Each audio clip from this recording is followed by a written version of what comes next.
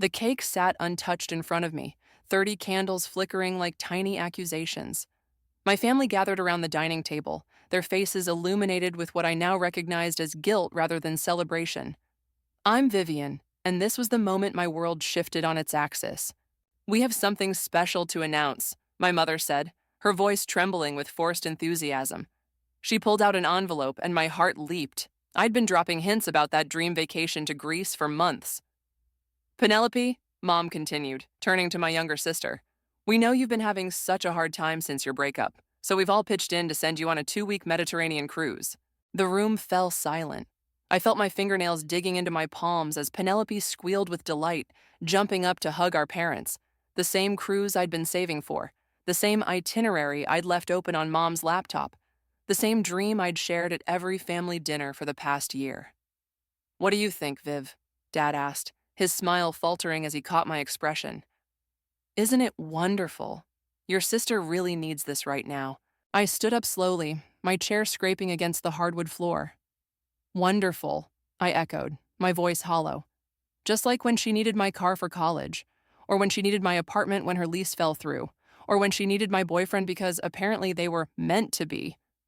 "Vivian," Mom warned, "don't be dramatic. It's just that Penelope needs it more," I finished. "She always needs it more, doesn't she?" Penelope at least had the decency to look uncomfortable. "Viv, I didn't know." "Save it." I walked to the hallway, grabbed my pre-packed overnight bag, the one I'd started keeping ready months ago, and pulled out my phone. "Where are you going?" Mom called after me, panic creeping into her voice. "This is your birthday dinner." I turned back one last time, taking in their shocked faces. "You know what? You're right. This is my birthday, and I'm finally giving myself the gift I deserve." I pulled up my banking app, the one where I'd been secretly stashing away funds. "Don't wait up." "You're being childish," Mom shouted as I reached for the door. "Penelope needs—" "I know exactly what Penelope needs," I said quietly. "What you don't know is what I've been planning. But you will." The door clicked shut behind me, drowning out their protests. My phone started buzzing immediately. Mom, Dad, Penelope, in rapid succession. I silenced it and took a deep breath of the evening air. For the first time in 30 years, I felt light. Free. I texted Rohan, "It's time. Plan B is a go." His response was immediate. "About damn time. The Uber's on its way." "You should see your face right now," Rohan said, sliding into the airport coffee shop booth across from me. "You look like someone who just broke out of prison." I glanced up from my laptop where I'd been finalizing my booking. More like someone who's about to break in. "Look." I turned the screen toward him, showing my confirmed flight details to Bali. "Holy shit, you're actually doing it." He grinned, pushing his glasses up his nose. "The secret savings account finally paid off, huh?" 3 years of freelance work on the side, all going into an account they knew nothing about. I took a sip of my coffee. While they were busy planning Penelope's surprise vacation with my birthday in mind, I was planning my own escape. My phone buzzed again, the 20th call from Mom in 2 hours. Rohan raised an eyebrow. "You going to answer eventually?" "When I'm safely in the air." I showed him the string of texts. "Please come home. We can talk about this. Your sister is crying." "Of course she is," Rohan muttered. "Your sister cries and the world stops spinning." "Not anymore." I closed my laptop with a satisfying click. You know what the worst part was? They used my research. All those travel blogs I followed, the itineraries I planned, they just handed them to Penelope like some kind of consolation prize for getting dumped. "By a guy who wasn't even worth it," Rohan added. "Speaking of which, have you blocked Mark on everything?" "Done and done, though I doubt he'll notice. He's too busy planning his own vacation with my sister." The airport speakers crackled with my boarding call. Rohan stood up and pulled me into a tight hug. "Send me photos of everything. And Viv?" He pulled back, his expression serious. "Don't let them guilt you into coming back early. You've earned this. Trust me, they have no idea what's coming." I shouldered my bag. "I've lined up 3 months of remote work contracts. By the time they figure out I'm not just throwing a tantrum, I'll be building a whole new life." My phone lit up again, this time with a text from Penelope. "You're being selfish. Mom and Dad worked so hard to plan this surprise for me." I showed it to Rohan, who burst out laughing. The irony is painful. Watch this, I said, typing quickly. You're right. They worked so hard planning your surprise during my birthday that they completely missed planning mine. Don't worry, though. I took care of that myself.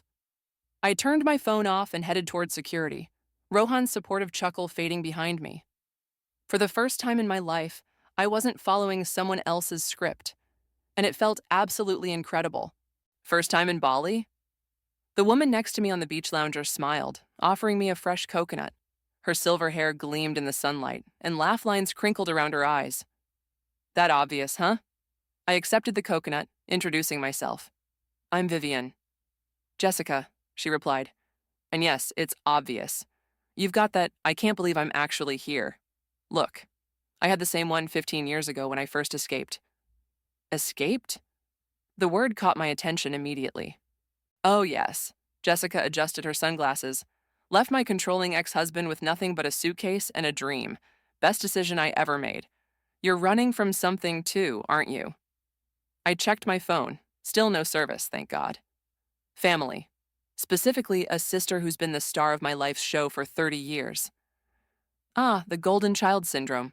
Jessica nodded knowingly. Let me guess. They just did something particularly egregious? Gave her my dream vacation. On my birthday. I laughed, but it came out bitter. The worst part is, they probably still don't understand why I left. They never do, honey. Jessica sat up, suddenly serious. Want to know a secret? The hardest part isn't leaving. It's staying gone long enough for them to realize you're serious. My phone suddenly buzzed. Service had returned. A flood of messages poured in, including one from Dad. Your mother hasn't slept. Please just tell us where you are. Speaking of family, I muttered, showing Jessica the message. Don't answer yet, she advised. Trust me, I learned this the hard way. Give it a few more days. Let them sit with the consequences of their actions. A notification popped up. Penelope had posted photos of herself shopping for cruisewear.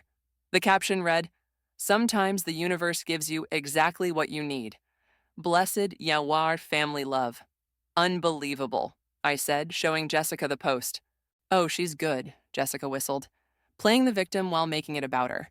But here's what I see. You're on a gorgeous beach in Bali, and she's still at home, shopping for a cruise that was meant to be yours. I have 3 months of remote work lined up, I said. Maybe longer if things go well. Jessica grinned. Now that's what I call planning. You know what? Come to dinner tonight. I host a weekly meetup for expats. You'd be surprised how many people have similar stories. I'd like that. I turned my phone face down. Actually, I'd love that. Perfect. Jessica stood up, gathering her things. Oh, and Vivian, whatever you're planning, because that glint in your eye says you're planning something, make it count. I smiled, thinking about the series of scheduled emails set to go out over the next few weeks. Oh, it will. Trust me, it will. 2 weeks into my Bali escape, I sat at a beachfront cafe, laptop open, when my first scheduled email deployed. My phone immediately exploded with notifications. I take it Phase 1 just launched? Jessica asked, sliding into the seat across from me with her morning coffee. Right on schedule. I turned my laptop to show her the email I'd sent to my entire family. Dear Mom, Dad, and Penelope, remember that promotion I was hoping for last year? The one Penelope needed help preparing for instead? Well, surprise, I got it anyway. 3 months ago. The remote position I've been dreaming of. Funny how you never asked why I was working late so often. Love, Vivian. Deliciously petty, Jessica chuckled. How long until the next one? Before I could answer, my phone rang. Rohan's face popped up on screen. I put him on speaker. Your mom just called me 6 times, he said, laughing. Apparently they're in crisis mode because you've been hiding your success from them. Penelope is especially upset because she applied for the same company last month and got rejected. Did she really? I couldn't help but smile. What a coincidence. That's not all, Rohan continued. Your cruise departure date was supposed to be tomorrow. You know, the one they gave to Penelope? She can't go. Apparently she got food poisoning from some bad sushi. Jessica nearly spit out her coffee. Now that's what I call karma. My phone buzzed with a text from Mom. Why didn't you tell us about the promotion? We would have celebrated. And now your sister is sick and the cruise is non-refundable. They still don't get it, do they? I showed Jessica the message. Give them time, she said, then paused. Though I'm curious, what's in the next scheduled email? I pulled up my draft folder. Remember my savings problem you were so worried about? Here's a screenshot of my investment portfolio. Turns out I'm better with money than you thought. P.S. Bali says hi. The best revenge is living well. Jessica nodded approvingly. But what's your endgame here? Would you believe me if I said I don't want revenge anymore? I gestured around at the paradise surrounding us. 2 weeks here have taught me more about myself than 30 years at home. I'm not angry, I'm free. My phone lit up again. A message from Penelope. I can't believe you've been keeping secrets. That was my dream job. Correction, I said, turning my phone face down. I'm mostly free, but I'd be lying if I said these little revelations weren't satisfying. Jessica raised her coffee cup in a toast to satisfaction, freedom, and the sweet, sweet taste of independence. And to the 3 more emails scheduled for the next 6 weeks, I added with a wink. My phone rang at 3 a.m. Bali time. Penelope's name flashed on the screen. Against my better judgment, I answered. Do you have any idea, my sister's voice cracked, what you're doing to this family? Hello to you too, Pen. I sat up in bed, switching on the lamp. Shouldn't you be resting? Food poisoning and all? Cut the crap, Viv. She wasn't crying anymore. She was angry. Mom's a mess, Dad's not sleeping, and you're what? Living it up in Bali, sending cryptic emails about how successful you've been? Funny how my success bothers you more than my absence. Because you're doing this to hurt us, she practically shouted. To hurt me. No, Penelope, I'm doing this for me. There's a difference. Really? Her voice turned bitter. Then why didn't you tell any of us about the promotion? About the savings? About any of it? I laughed, surprising both of us. When exactly should I have told you? During your breakup drama? During your job hunt? Or maybe during my birthday dinner? Oh wait, that turned into your vacation celebration. Silence stretched between us. Then, unexpectedly, Penelope whispered, You don't understand. You've always been the strong one. What? Mom and Dad... She hesitated. They always worried about me because I was the mess-up. You? You were perfect. Straight A's, great job, stable relationships. They focused on me because you didn't need them. I sat up straighter. That's not how it felt from my side. You want to know why they gave me your vacation? Her voice shook. Because I was going to move in with Mark. I was going to leave the family business and start my own life. They panicked. The revelation hit me like a wave. They were trying to keep you dependent on them. And you were the only one who ever escaped that. A bitter laugh. Until now. God, Viv, I was so jealous of you. Still am. Jealous? Of being invisible? Of being strong enough to leave? The words burst out of her. I saw your email about the promotion, and you know what I thought? Of course she did it. She's Vivian. She doesn't need anyone's help. I pressed my fingers to my temples. Pen, I'm not. Don't. She cut me off. Don't say you're not strong. You're in freaking Bali, building a new life, while I'm stuck here with food poisoning and parents who treat me like I'm made of glass. My next scheduled email sat in my drafts folder, ready to deploy tomorrow. Another twist of the knife. I stared at it for a long moment. Pen, I said slowly, I think we need to talk. Really talk. But not about Mom and Dad. About us. Us? Yes, because I'm starting to think we've both been playing roles in someone else's story. You did what? Jessica nearly dropped her morning smoothie when I told her about my conversation with Penelope. I canceled the remaining scheduled emails, I said, pushing my breakfast around my plate. And I told her everything, about feeling invisible, about the secret savings, about my plans to stay in Bali. And she told me something too. I pulled up the text Penelope had sent after our call. Look, Jessica read aloud. Mom and Dad have been paying my rent, my car payments, even my credit card bills. I'm 28 and I've never stood on my own 2 feet. Help me change that? That's not all, I said, scrolling to the next message. She confessed that Mark, my ex, only dated her because our parents offered to invest in his startup. Jesus, Jessica breathed. That's manipulative, controlling. Welcome to the Roberts family dynamic. I laughed without humor. All this time, I thought they favored her. Turns out they were just keeping her dependent while I was becoming exactly what they feared, independent. My phone buzzed. A video call from Penelope. I answered, and my sister's face filled the screen. "I did it," she announced, her eyes wild with excitement. "I just handed in my resignation at the family business." "You what?" I sat up straighter. Dad's furious. She looked more alive than I'd seen her in years. Mom's crying, but I did it. Oh, and I moved out of the apartment they were paying for. I'm staying with a friend until I figure things out. Jessica leaned into frame. "Hi, I'm Jessica. Your sister's told me a lot about you." "All terrible things, I'm sure." Penelope laughed, then turned serious. "Viv, I need to ask you something. That remote position you got, does your company have any other openings?" I felt a smile spread across my face. As a matter of fact, they're looking for a social media manager, someone who understands brand voice, audience engagement. "My degree is in marketing," Penelope said quietly. "The one thing I chose for myself before Mom and Dad pushed me into the family business." "I know." I pulled up my email. "That's why I already sent your portfolio to my boss. She wants to interview you next week." Penelope's eyes filled with tears. "Why are you helping me? After everything?" "Because we've both been pawns in the same game." I caught Jessica's approving nod. "Maybe it's time we both stopped playing."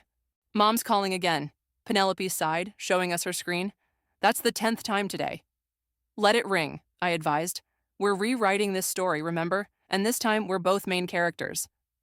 "Speaking of which," Jessica chimed in, "how do you feel about Bali, Penelope? Once you get that job, of course." The smile that spread across my sister's face was answer enough. "They're here," Rohan texted. "Just picked them up from the airport. Your parents look like they haven't slept in weeks."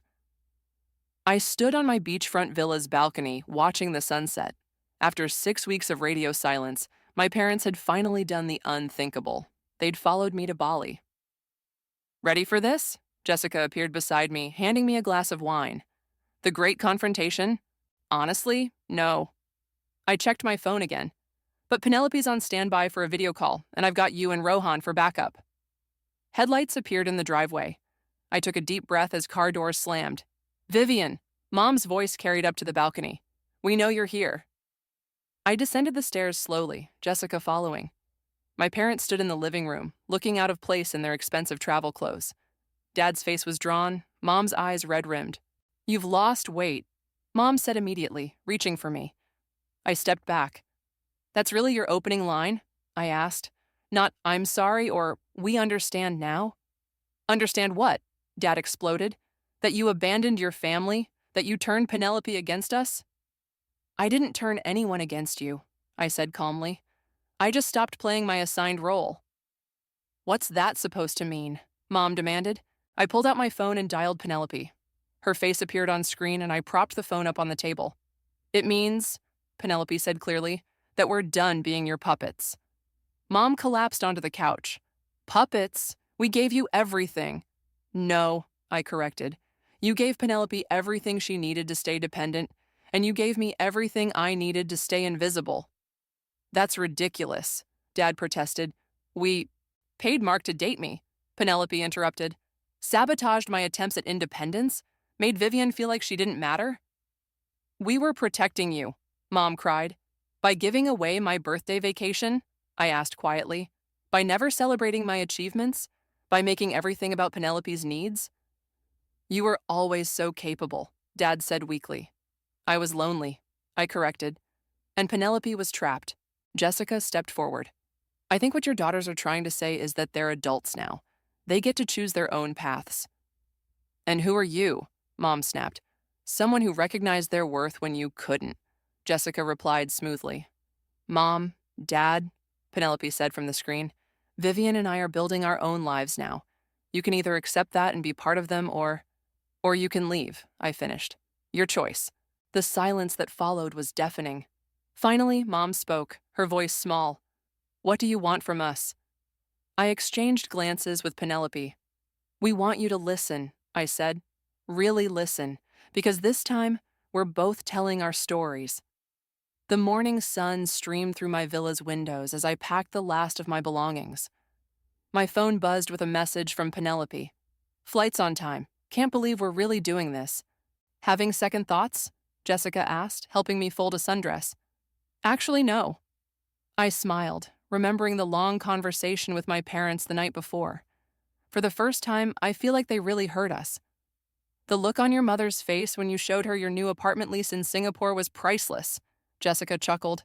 And when Penelope announced she got the job, I thought Dad was going to faint, I finished. But they stayed. They listened. They're trying. My phone rang. Mom's face appeared on screen. I answered, putting it on speaker. Just checking your flight details, she said, her voice careful, measured. Your father and I wanted to make sure we have everything right for next month's visit. Still on track, I confirmed. Penelope arrives tonight and we're viewing apartments tomorrow. The company is excited to have both of us in the Singapore office. Together, but separate, Mom mused. You know, I always thought keeping you girls close meant keeping you, well, under control, I suggested. Yes, she admitted quietly. I was wrong. Seeing you both now, you're flourishing. We should have trusted that all along. Jessica caught my eye and gave me a thumbs up before slipping out to give me privacy. Mom, I said, remember what you asked last night? About whether we could start over? Yes? Well, Penelope and I were talking. We'd like to start a new tradition, monthly family video calls, but with one rule, everyone gets equal time to share. No interruptions, no taking over, no drama. I heard her inhale sharply. I'd like that. Your father too, and Vivian? Yes? I'm sorry about your birthday, about everything. I hope someday we can celebrate properly, on your terms. We will, I promised. But right now, I'm celebrating something better. Freedom. For both of us. A knock at the door revealed Rohan, coming to drive me to the airport. Ready to go, boss lady? I took one last look around the villa where everything had changed. Mom, I have to go. My new life is waiting. Go, she said softly. Be amazing. Both of you. I ended the call and picked up my bags. You know what, Rohan? For the first time, I don't feel like I'm running away from something. No? No. Penelope and we're running towards something. Together but separate, like Mom said. On our own terms. Speaking of terms, he grinned. Jessica told me to give you this. He handed me an envelope. Inside was a key and a note. For when you need a Bali escape, some paradise should be kept secret. Love, Jay. I smiled, tucking the key into my pocket. Sometimes the best revenge isn't revenge at all. It's finding your own path and inviting others to walk beside you, not behind you.